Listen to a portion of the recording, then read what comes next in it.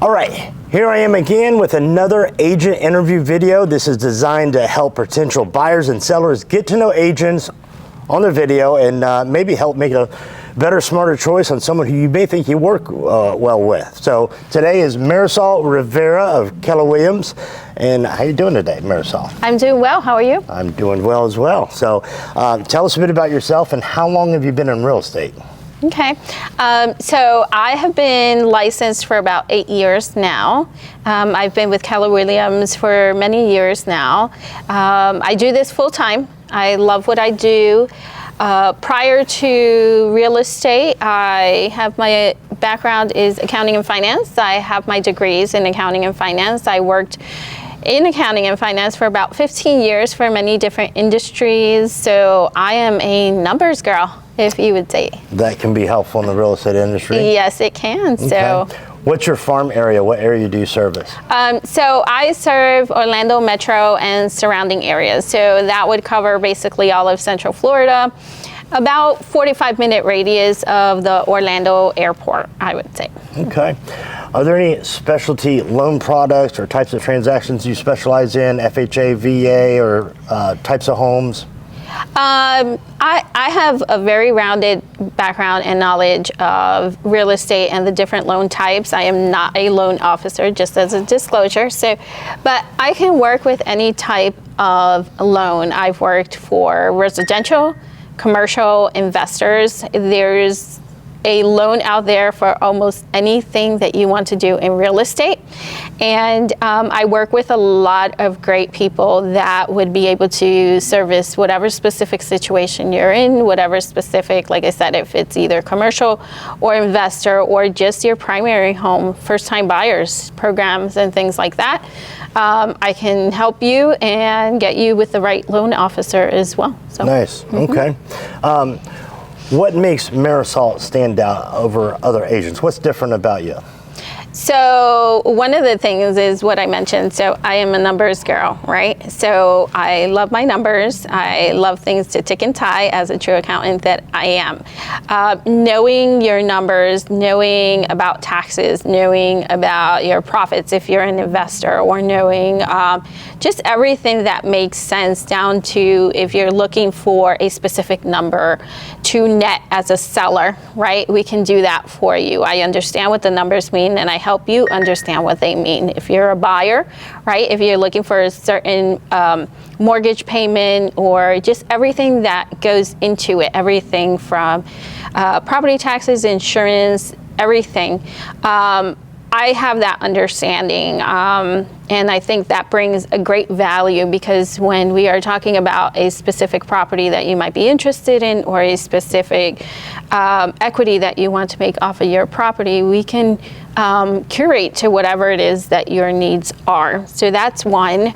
Something else that stands out to me or about me from others is I've been here for 25 years. So I've lived here for 25 years. I know the area like the back of my hand. So if you want to, let's say, invest in a second home, vacation home, short-term rental, I know exactly where those communities would be.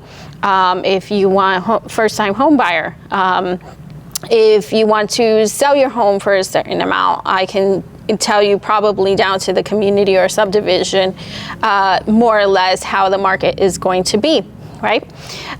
So just that knowledge of what's going on in the community, things that are coming to the area, you know, future plans for the area is something that brings value to our clients because they would want to know where they're going to invest. This is usually the largest investment that they make in their life, right? So you'd want to know, for example, if there's going to be a railroad being built in a few years near the house that you're buying, right?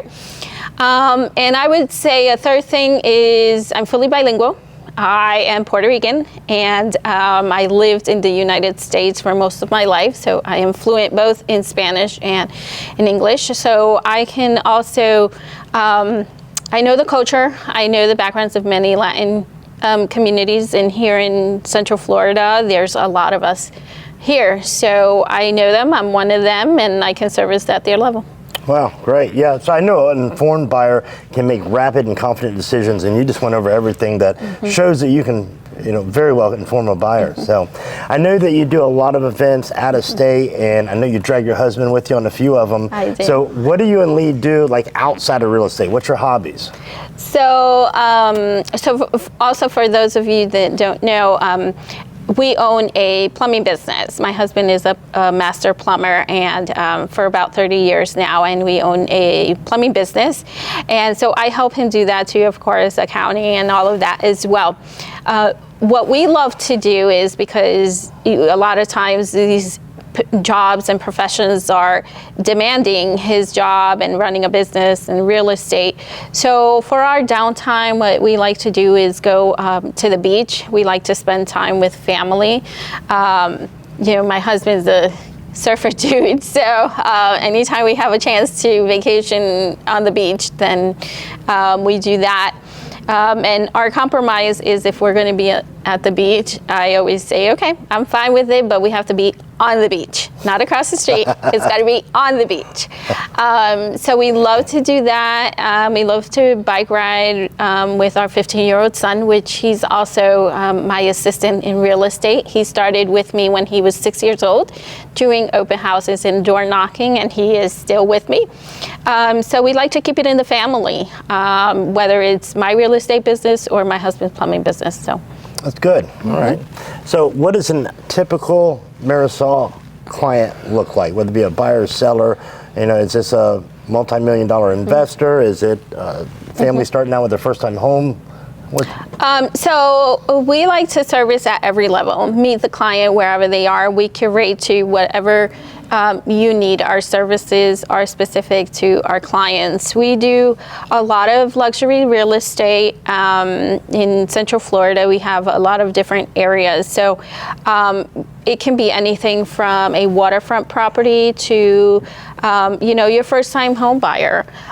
So specifically, we can do residential. Like I mentioned, commercial too, but we focus a lot more on residential, luxury properties, and anything that an investor would want to do. We work a lot with also relocation.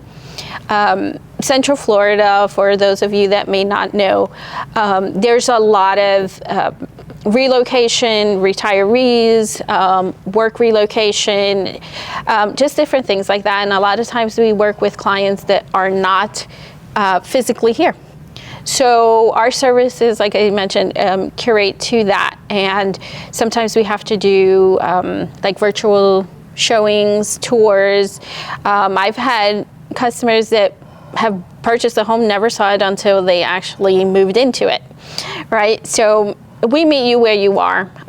Most of our clients come from our business or luxury professionals, but we can service anyone at any level. Okay, nice. So let's say that there's a soon-to-be home buyer or seller watching this video right now, and they say, I like her. I'm going to call her right now. What is that person's next step going to be? How do they begin this process? So you can reach us a number of different ways. You can follow me on Facebook at The Property Collective. That's our team group name, Property Collective on Facebook. Again, you can also search me on Marisol Rivera, the Realtor. I'm with Keller Williams. You can always call me also. My number is 407-607-5201. You can also email me at marisoltherealtor@gmail.com. You can follow me on Instagram, Facebook, LinkedIn, any platform that you choose. And all of that will be in her bio right below this video, so you can get a hold of her anytime. So how often do you believe that a real estate agent should update their clients? Every situation is different, right? So I would say, depending on the timeline of your purchase, like perhaps your plan to buy a second home is 2 years from now. That would not warrant maybe a daily conversation, right? But if you're under contract and you're closing in the next week or two, we might be talking every single day, right? So it just depends on the specific situation. I like to, if it's a seller, and your property is on the market, we can talk on a weekly basis to give updates on showings, feedback, and things like that. But I would say it just depends where you are. If you call me today and say, listen, I'm relocating and I need a home in the next 2 months, then we will be talking a lot more than if you say, I'd like to sell my house in 2 years. That makes sense. So, yep. What is the best or preferred communication platform to use during a transaction? So platform, it just depends. Is there specific, it could be like email, text, WhatsApp? So I know it depends who you are, whatever your preference is. So either face-to-face or phone, or as they say, belly-to-belly, right? I like those conversations, and I think they're more productive, but we can always text, phone call, email, shoot me a message on social media or anything like that. We're here to help on anything that you need. That's something else that when I mentioned about curating services, if your preference of communication or to do business or something is more text. I know a lot of younger millennials like the text messaging. Sometimes I'll get video text. So that's totally fine. But then, when I'm selling for a more senior person, they might want the face-to-face and, sign and fill out documents on paper. So it just depends. How do you prepare a home to list, to market, before it goes live, and then the first 2 days after? What's going on with the marketing with that home? Okay, so there's a big process that starts to happen when, let's say we have our first conversation about you selling your home. When we meet in person, I'm in the home, I'm looking at the home, I already start getting ideas on what positives and some negatives that might have in the home, and some ideas that we might have on how to put their best foot forward, so to speak, right, for a home. Every home is different. A lot of people will say, we do the same no matter what price point. Yes, our service is the same no matter what price point, whether it's first-time home buyer or luxury home, whether it's residential, commercial. Our service to our customer is still the same. What changes is the needs of that customer and the needs of that property, whether you're buying or selling. So in this case, if you're selling, there are certain things, let's say a luxury property might need versus a non-luxury property. I had a lot, we do photos, we do a lot of promo, we do, for we clean the home. We have someone that, we can recommend come and clean and stage and everything. It depends. Maybe I've had clients where, in 1 week they say, come back, and I go and they staged it themselves and it was wonderful, right? And I've had others that might need a little more help. Maybe help moving some stuff or decluttering and things like that. So we prep the home for that. And then leading up to it going live on the market, there's different things that we do, and there's certain days that, depending on the market, we can put the home.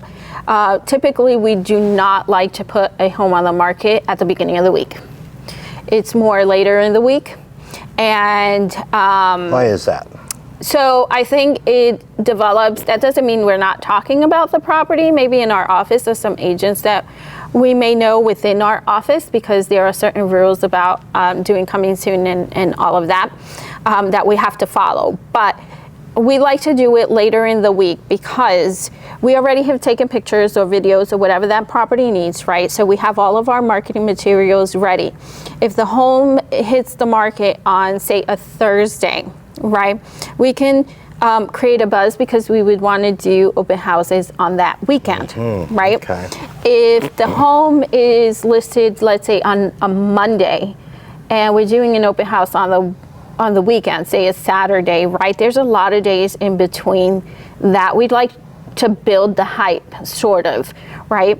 We typically if we're going to have an open house that same weekend, which we 99% we do when it hits the market, right? We can put exclusivity on that property for you, or push our showings so that it would fit you. They're not coming during the week while you're working or anything like that.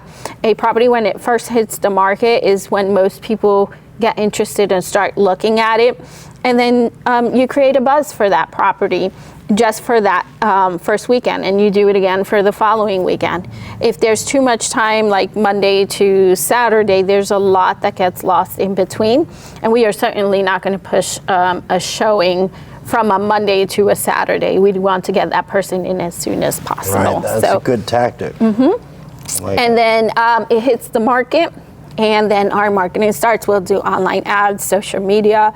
We've taken professional pictures and videos. Again, depending on the property, maybe a video might not be what that property needs, but I've sold property with a lot of acreage and a lot of different buildings and structures and things on the property, and there was no way we would not do a video on that, because you want to show everything that that property has to offer, and pictures would not do it justice.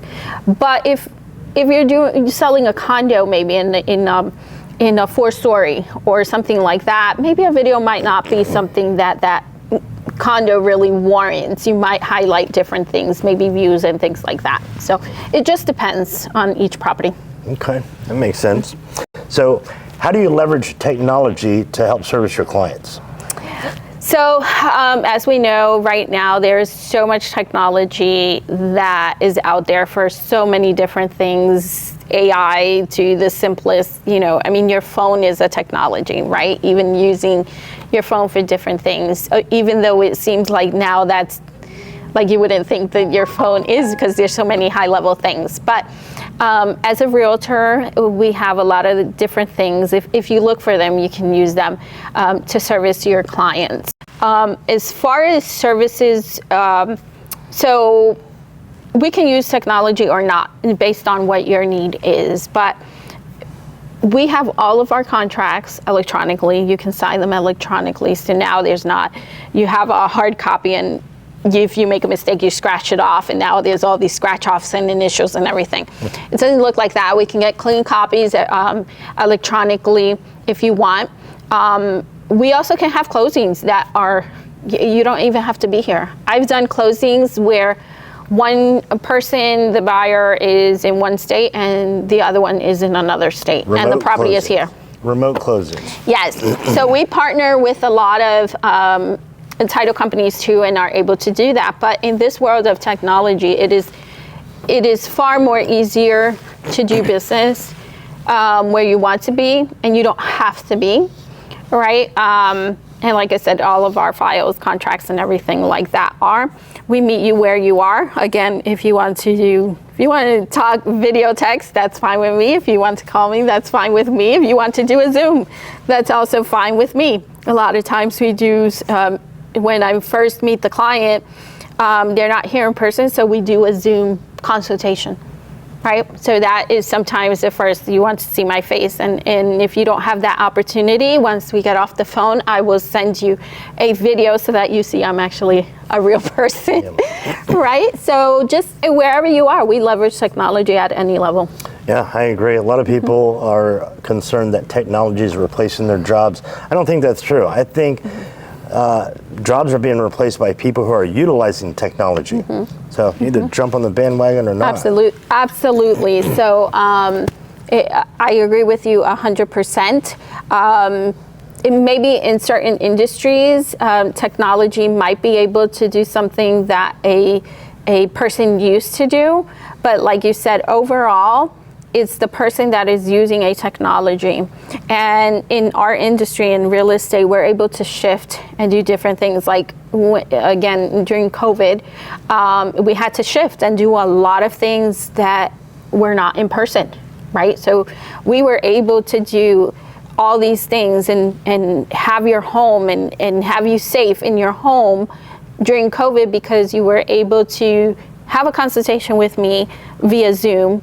We did the video walkthroughs for you. We did remote closings for you, and then you were in your home.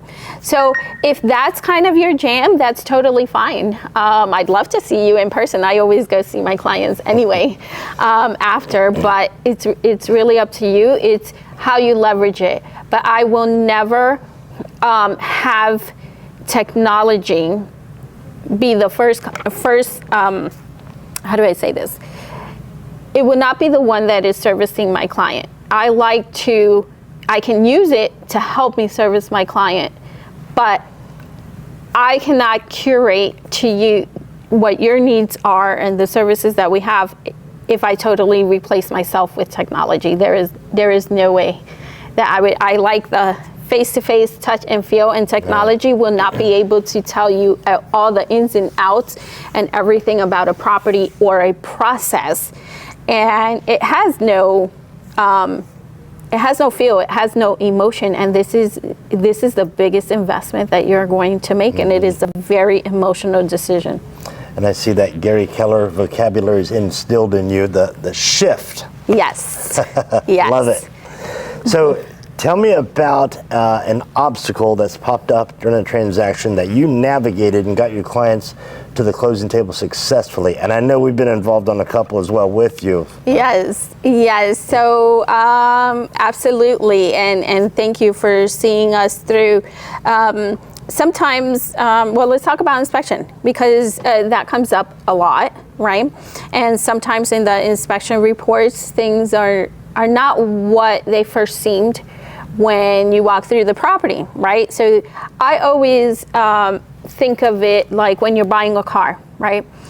You're on the lot, you see all the cars, they look, oh, nice, shiny, oh, beautiful, I want to buy this car.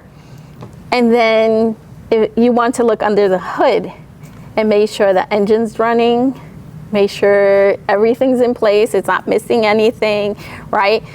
You start looking at it with a more pristine eye. And that's where you come in, right? And so for a home, you're sort of like that inspector of the car, or the mechanic of the car, right? You're looking at the home with a fine-tooth comb for the client, right? And sometimes it can be, oh, this is a pretty good property, and sometimes it may not be. I mean, we've had issues sometimes with new construction. You've seen us through some of those, and we work with then the seller, and you've helped with your knowledge and everything that you can explain to the buyer, this is what this means, this is what we found.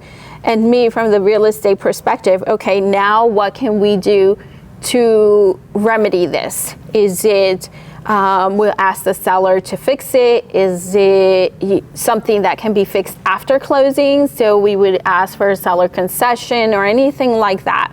I think based on, and we have a really good relationship, and you explain a lot of things to me when they come up.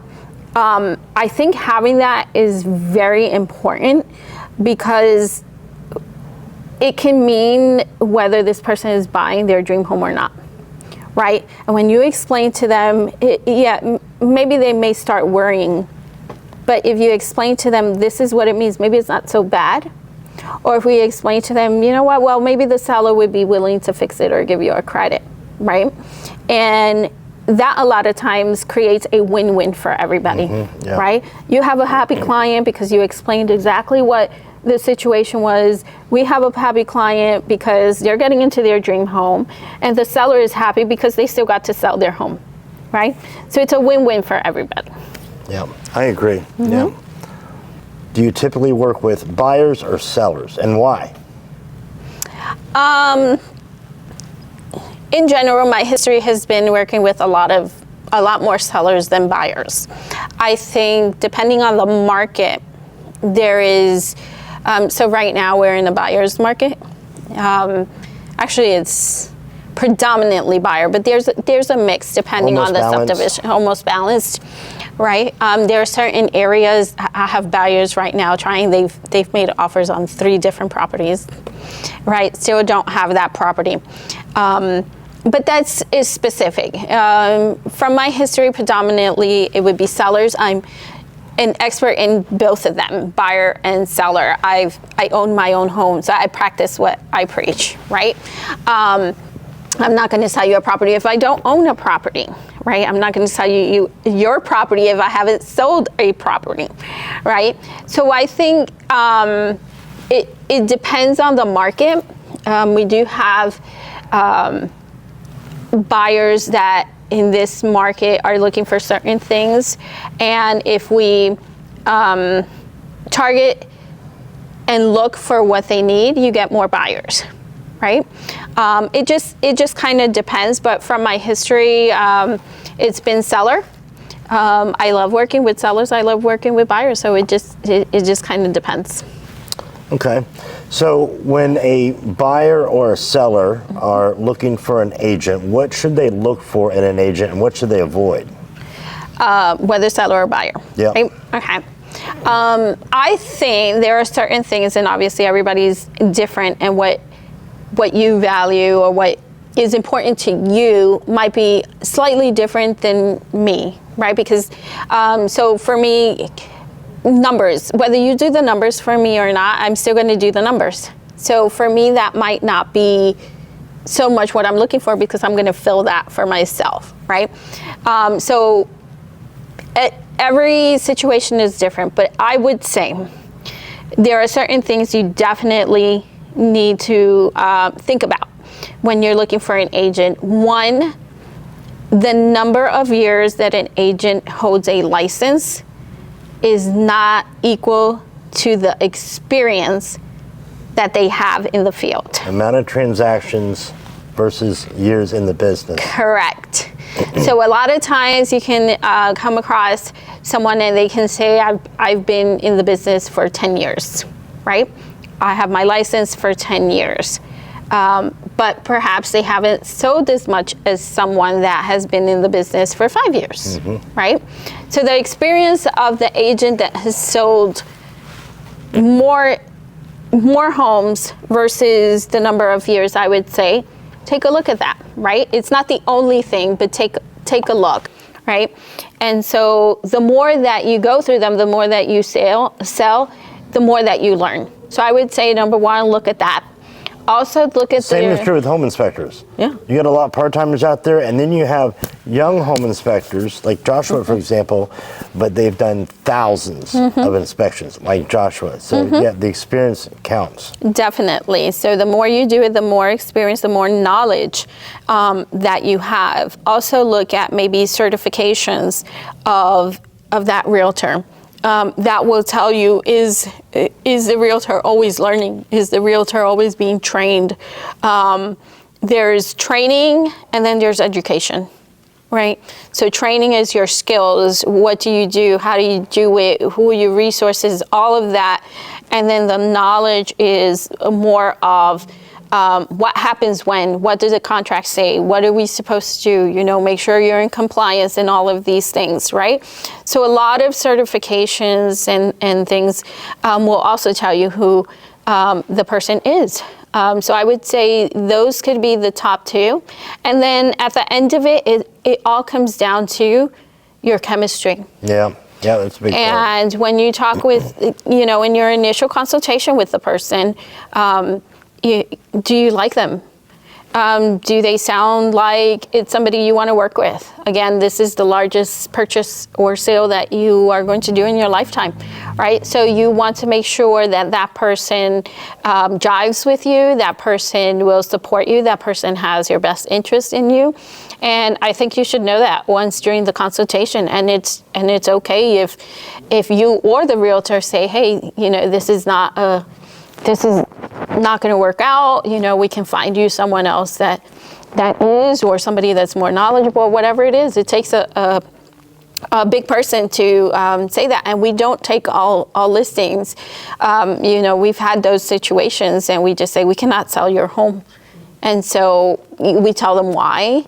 A lot of times it could be anything from, the expectation of pricing or market or whatever it is.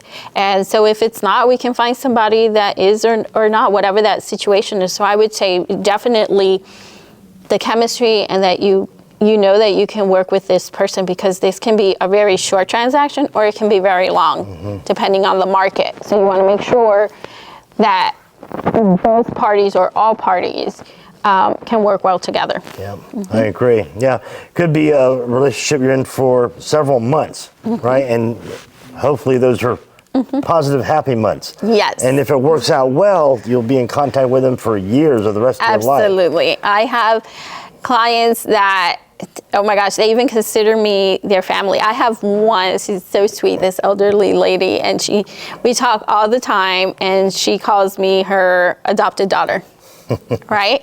I have, after a fact, I've had clients, we go to dinner after, they love me, and that's what you really want. You create those relationships, and sometimes they become friends. Yeah, yeah. So if there's one piece of advice you wish every client knew before going into a real estate transaction or looking for an agent, what would that piece of advice be? I would say not everything may go the way that you expect. The outcome might be what you want, but the journey to get there might not be what you expected. We talked a little bit about maybe some challenges with inspections and different things. Things may come up. I would say prepare yourself for certain things like that, things that may come up. I've had some transactions where everything goes smooth. I mean, it does, but the likelihood that would happen is very few. I have few times where that happens. Somewhere along the line, something might come up, whether it's an inspection or whether it's, something happened with a document, or whether it's, you can't meet at a certain time, or whatever it is. It may not always go exactly the way that you think it will. So I would say just be open to that. As long as you get to the outcome that you want, and it is a win for everybody, I would say, just keep that in mind, so that your expectation is not like this is going to be all smooth and fun and roses. Sometimes, I've seen heartache, I've seen tears, I've seen raised voices, and I've seen people just, grin from ear to ear, and I love those. But our goal is always to get you to your end goal, whether it's that you sold and you got the money that you wanted for it, or whether you bought your dream home. And when we walk out of that closing and you're smiling, we've accomplished our goal. Yeah, good stuff. Yeah. So is there anything I missed? Is there any questions that I should have asked, or is there anything you want the folks to know? No, I think you asked everything pretty good. What I would say is we would love to work with you. We would love to help you through one of the biggest decisions in real estate that you will make in your life. If you ever want to talk with us, feel free to contact me. We can have a consultation. It doesn't cost you anything. We like to educate us. Also, we do a lot of seminars and classes. So if you ever want to join us, just follow us on social media, and you will see and learn a little more about real estate. And if you just ever want to ask a question, just pick up the phone or text me, and I will be able to answer. All right, there you have it, folks. Marisol Rivera, like every agent that are in these videos, she's a top producing agent. So reach out to her. Her contact information is below, and I hope this helps. Thank you for doing this. Thank you so much. Appreciate it. All right.